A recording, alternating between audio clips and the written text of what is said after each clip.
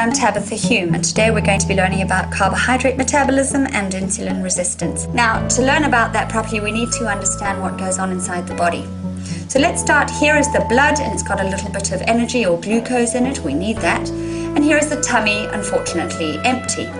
Now, at any given time, if I was to prick your finger and squeeze out a little bit of blood, we would notice, if you were normal, that there would be 5 little bits of glucose per squidge of blood. That's normal.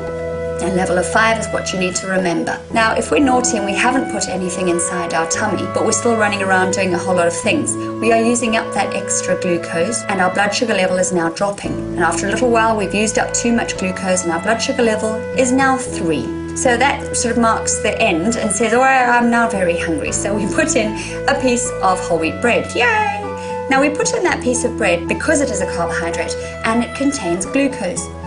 Now, bread happens to be the kind of carbohydrate that releases its component glucoses into your bloodstream very, very fast. So after eating that piece of bread, it releases its glucose so fast that we end up with a blood that is completely chock-a-block full of glucose, blood sugar level of about 10. Now, the blood really and truly is the superhighway, taking the sugar to where it needs to go.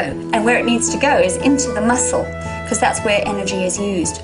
But the problem lies here. We have a whole lot of little doors that lie between the blood and the muscles, and we need to open those, and there's only one thing really that opens those doors, and that is insulin. Now try and think of insulin as a little policeman. He is a great chap, but he likes to tidy things away, he likes to store things, he likes to make things all clean and tidy and perfect. So we like insulin, and he does a great job. So when our blood glucose level is very high here, little insulins run out and say, oh, this is a terrible, terrible traffic jam of glucose, I've got to clear it away. So let me start pushing on those doors, because only insulin can. And they push open those doors to the muscle and successfully open them, and then take all the excess glucose from the blood and shove it into the muscle. Then the doors close, insulin pushes off, it's done its job, and we are left now with a normal blood sugar level of 5 and muscles that are full of glucose. And you might say to me, well, extra sugar like that into the muscle might just turn to fat. Well, scientifically, yes, but in reality, let me show you what does happen. Inside those muscles, we've got glycogen stores, which is stored kind of glucose that is ready there for emergencies. So the extra glucose that goes in has nowhere to store. So you might say, well, what happens then? Well, let's look inside that muscle. We've got a whole lot of little muscle fibers that jump up and down all the time, using energy and releasing it as heat. Just touch your arm, you know that you're warm, you're alive. That muscle has tone. It is jumping up and down all the time, using energy and releasing it as heat. And that's all good and well. So when we put in extra glucose, those little muscle fibers just jump up and down even more, and they start releasing even more heat. So that's the fate of excess glucose. It makes our muscle fibers jump up and down even faster. So it gives us a bit of carbo-sizing. So this is carbohydrate metabolism. We understand that. But what happens in insulin resistance? Well, let's go right back to the beginning. Here is our blood with a little bit of glucose in it that amounts to 5, which is normal. We run around, we don't eat anything, and our blood glucose level drops. We're running out of fuel.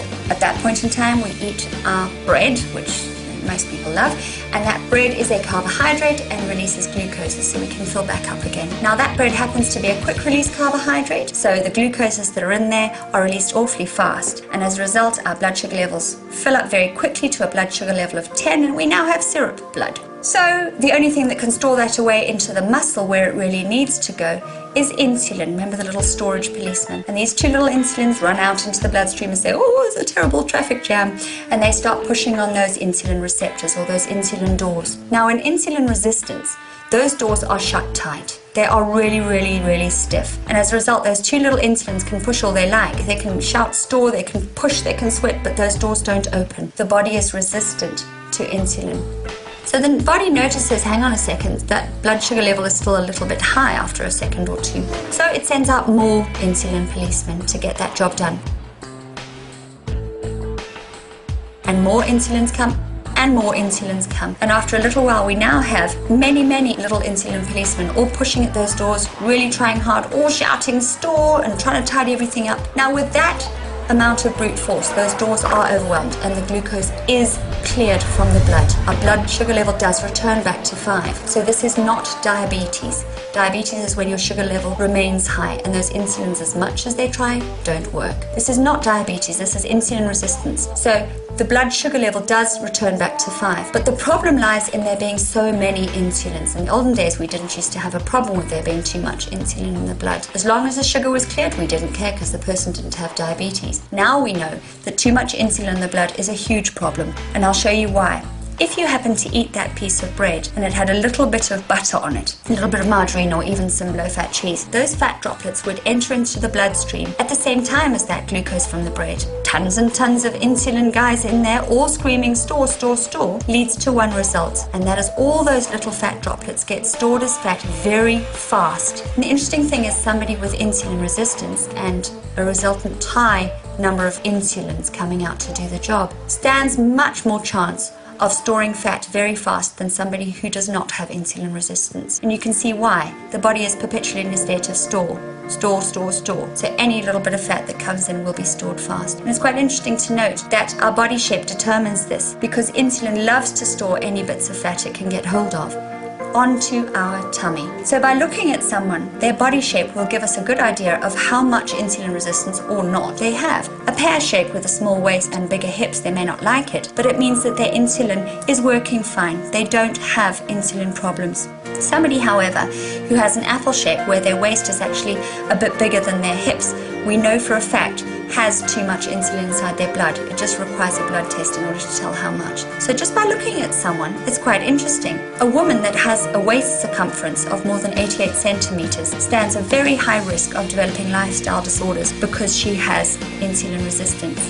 And by the same token, a man who has a waist circumference of more than 102 centimeters, no matter how tall or short he is, stands the chance of having lifestyle disorders because we know that he has insulin resistance. So you can see the insulin little policemen do their job beautifully. They tidy things away, they keep our blood sugar level nice and normal. But having too much of the little chaps can cause a number of problems. And those problems are all grouped together and called Syndrome X. That's what I treat. Syndrome X comprises of high blood insulin levels, a high cholesterol and strokes and heart attacks, a high blood pressure. It also leads to certain types of infertility, gout and inflammatory disorders, and a myriad of other problems that are very easily sorted out once we understand how insulin works and what to do with it. So we move on from here to what kind of diet should we be following and how do we fix this problem. Thanks for watching.